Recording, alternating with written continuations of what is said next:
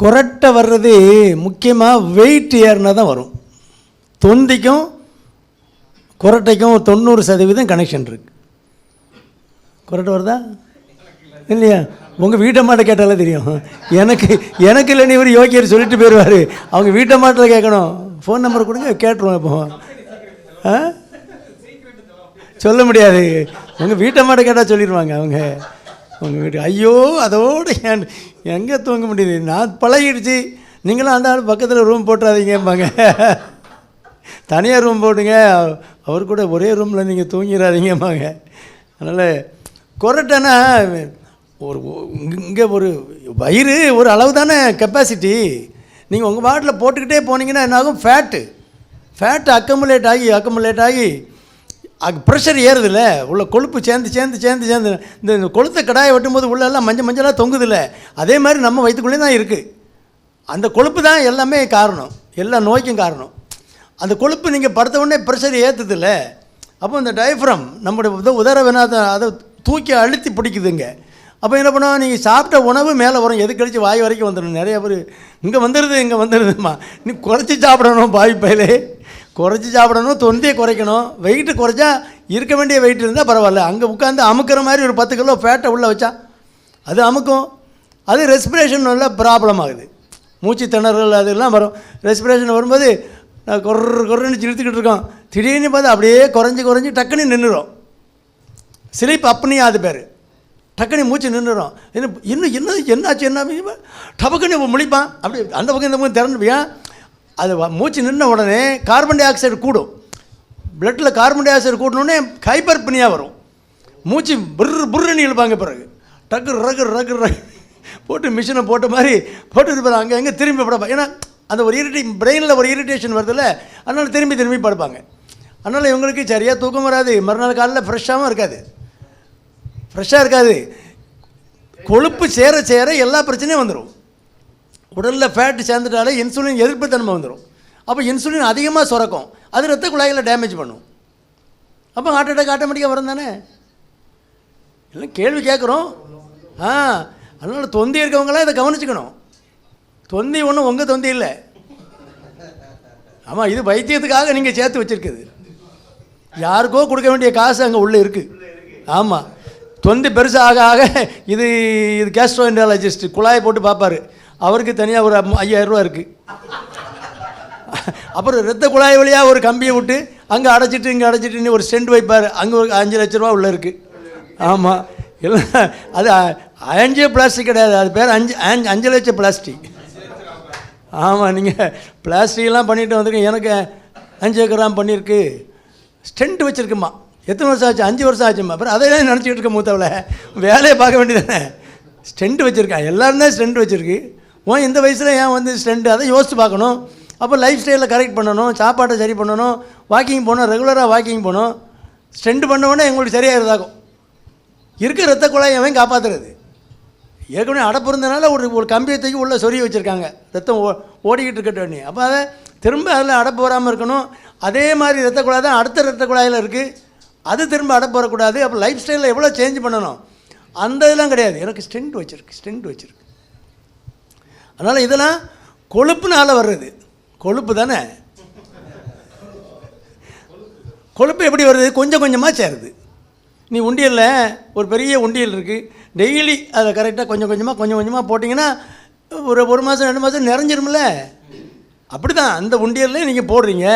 ஏன்னா நொறுக்கு தீனி கண்ட எல்லாம் ஃபேட்டு, எல்லாம் ஆயில் உள்ளது, எல்லாம் சால்ட் அதிகமானது, எல்லாம் கலரிங் ஏஜென்ட்டு, ஃப்ளேவரிங் ஏஜென்ட்டு எல்லாத்தையும் போட்டு பேக்கெல்லாம் வைக்கலாம்ல. அதை அவ்வளோத்தையும் நீ கொஞ்சம் கொஞ்சமாக குறைச்சி எவ்வளோ சாப்பிட்றேன்னு தெரியாது.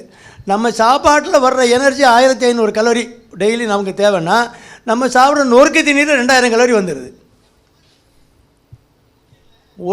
ஒரு மாதத்தில் நீங்கள் 7000 கலோரி அடிஷ்னலாக நமக்கு தேவையில்லாமல் சாப்பிட்டோன்னா 1 கிலோ வெயிட் ஏறும்.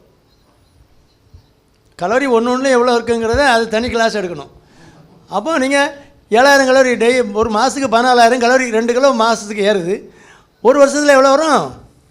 கொழுப்பில் மட்டும் 20 கிலோ இருக்கும். கொளுத்த கிடாக்கே 10 கிலோ தான் இருக்கும்.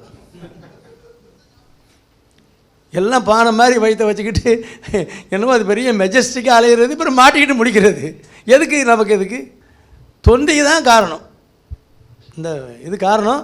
ஆனால் தொந்தையினால் வர்ற பிரச்சனை நிறையா இருக்கனால அது ஹார்ட் ப்ராப்ளத்துக்கு வழிவகுக்கும். அந்த மூச்சு அப்படி நின்றுட்டு வர்றது, அந்த ஸ்லீப் அப்னியா, அதெல்லாம் கரெக்ட் பண்ணுறதுக்கு மருந்து இருக்குது. மருந்து விட அந்த ஸ்லீப் பேட்டர்ன்லாம் கண்டுபிடிச்சி அதை கரெக்ட் பண்ணுறதுக்கு மிஷின் மாட்டணும். அப்போ அந்த அப்னியா போகாது. அது மூச்சு குறைஞ்சி டக்குன்னு நிற்க விடாமல் அது பார்த்துக்கலாம். அந்த மிஷின் ஸ்டார்ட் பண்ணி விட்ரும். இது வேணுமா? மூச்சு விட்றதுக்குமா மிஷினு? எனக்கு வெளிக்கு போகிறதுக்கு 2 மாத்திரை தாங்கம்மா, ஒன்றுக்கு சரியாக போகல அதுக்கு 2 மாத்திரை தாங்க. ஏன்னா இதெல்லாம் நார்மலாக நடக்கிற கதை. இதுக்கு காசு கொடுத்தா கட்டுப்படியாகுமா? வெறும் மூச்சு விடுறதுக்கு காசு, அதெல்லாம் தேவையில்லாதது. ஒழுங்காக நம்ம உடலை வச்சுக்கிட்டா எல்லாருமே நம்ம அப்பா அம்மா என்ன சாப்பிட்டாங்களோ அந்த உணவை சாப்பிட்டா போதும். அவங்க என்ன மாதிரி அவங்க உழைச்சாங்க, மம்பட்டி பிடிச்சிட்டு வேலை பார்த்தாங்க, அது நமக்கு தேவையில்லை. 1 மணி நேரம் நடந்துருங்க, அரை மணி நேரம் நடங்க, அந்த நேரத்துக்கு படுங்க கரெக்டாக. இவ்வளோ இருந்தாலே போதும், தொந்தி வராது. வந்தாலும் பார்த்துக்கலாம். ஃபிசிக்கல் ஆக்டிவாக இருந்தால் தொந்தி இருந்தாலும் ஒன்றும் செய்யாது. தின்னுட்டு சும்மா உட்காந்துருக்கவங்க தொந்தி சின்னதாக இருந்தால் கூட பிரச்சனை வரும். அதனால் இப்போ குற்றாலத்தில் எல்லா வேலையும் முடிஞ்சு பழைய குற்றாலம்லாம் திறக்க போகிறாங்க. இல்லை, அதில் நிறைய வசதிகள்லாம் பண்ணியிருக்காங்க. நீ குளிக்கும்போது தொந்தரத்துக்கு அதில் வச்சு சோப் போடலாம். அப்படிலாம் ஒரு 10 கல் வச்சுருக்காங்க பாருங்கள். பழைய குற்றாலத்தில் ரெடி ஆகிட்டுன்னு போட்டிருக்காங்க. 10 இடத்துல கல் வச்சுருக்காங்க. துணி துவைக்கிறதுக்கெல்லாம் கிடையாது. துணி துவைக்க நாட்டு அலவுடு. தொந்தியை வச்சு நீங்கள் நல்லா கழுவிக்கலாம். அநியாயமாக இருக்குது நாட்டில். குளிக்க போகிறவனை பார்த்தா அவன் தொந்தி எந்த அளவுக்கு குறைக்குதோ அந்த அளவுக்கு நம்ம சுகமாக இருப்போம். அதனால் தொந்தி அந்த காலத்தில் பெரிய முதலாளிகளுக்கு தான் இருக்கும். இப்போது கண்ணாபிராணி எல்லாருக்கும் இருக்குது. அது ஒரு ஆரோக்கியமான ஒரு சமுதாயம் இல்லை தொந்தி இருக்கிற சமுதாயம். ஃபிட்டாக இருக்கணும். அது சின்ன குழந்தைகளுக்கே இப்போ 10 வயசு 15 வயசுலேயே தொந்தியோட அலையிறான். அவனுடைய வாழ்நாள் 10-20 வருஷம் ஷார்ட்டு.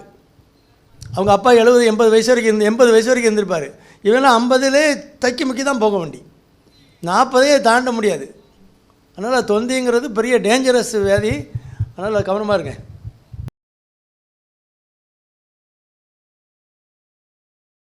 ஆனால் அந்த கல் வைக்காத கடையை பார்த்து வாங்குங்க. அதாவது காயிலே வாங்கி அவங்களே சிலர் வைக்கோலுக்குள்ளே வச்சு பழுக்க பழங்கள் எடுத்து கொடுக்குறாங்க. அந்த மாதிரி கடைகள் கிடைக்கும். சிலர் மனசாட்சியோட மாம்பழம் வியாபாரம் பண்ணுறாங்க. அவங்ககிட்ட வாங்கி சாப்பிட்டிங்கன்னா தான் வயிற்றுக்கு ஒத்துக்கும். மற்றபடி சீசனில் எல்லோரும் மாம்பழம் சாப்பிடணும்.